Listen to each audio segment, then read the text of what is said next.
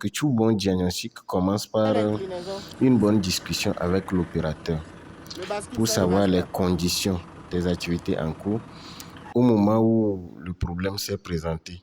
Et avec ces historiques, je peux rapidement analyser le processus de la défaillance.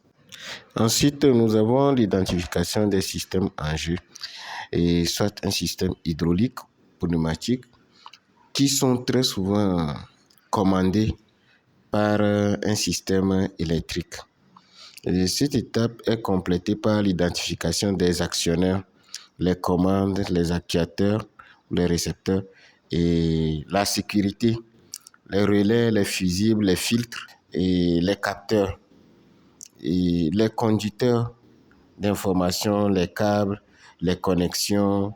En bref, je dirais la connaissance des schémas hydrauliques, pneumatiques et le circuit électrique est la base dans ces genres de dépannage.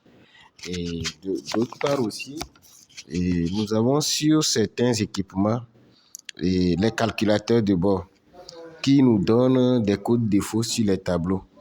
Et ces codes défauts, j'arrive à les interpréter avec la consultation des documents techniques. Et, et avec ces documents, nous pouvons procéder à l'identification des pièces incriminées avec ces codes et repérer.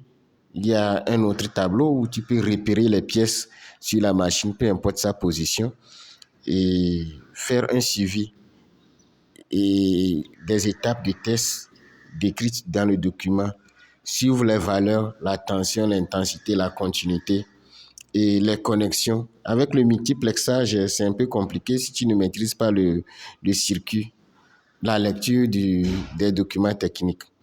Pour finir, soit sur le remplacement ou le réglage et dire le rétablissement du système en défaillance.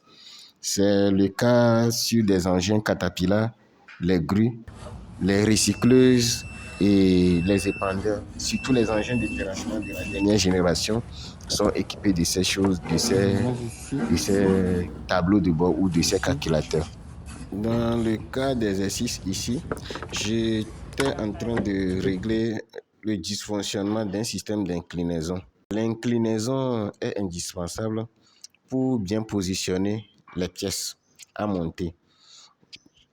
Les corrections des pannes électriques commencent très souvent par la prise de tension de la batterie et par moment une mise hors tension de l'engin, suivi après du test des fusibles de protection du système. Donc, j'ai d'abord identifié les éléments de sécurité qui protègent l'inclinaison. Il y a les fusibles et le relais qui protègent ou qui commandent les mouvements de l'inclinaison. Et après, le contrôle de continuité, contrôle de fusible positif, contrôle de connexion entre la commande du chauffeur et la plaque des fusibles positifs, contrôle de la connexion entre le plateau des fusibles et le relais qui contrôle l'inclinaison positive. Donc, je suis passé au niveau du contrôle de l'arrivée de tension sur la connexion de l'électrovanne qui commande l'inclinaison. Et ce contrôle est négatif. Donc, je n'ai pas les 12 volts qui doivent déclencher l'ouverture de ces électrovannes pour commander le vérin d'inclinaison. Je suis revenu sur le relais qui contrôle normalement l'inclinaison.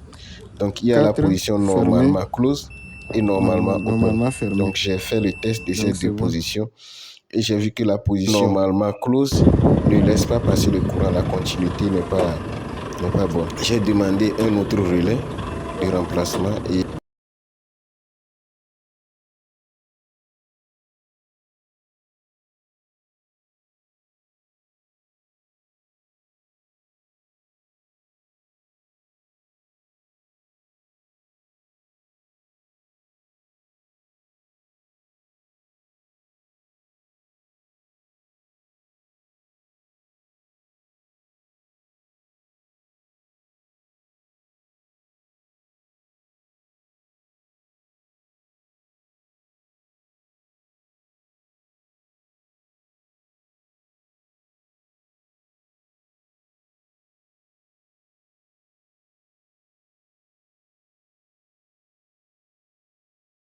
côté normalement fermé et sonne de continuité. Et après remplacement de ce relais, le système est rétabli.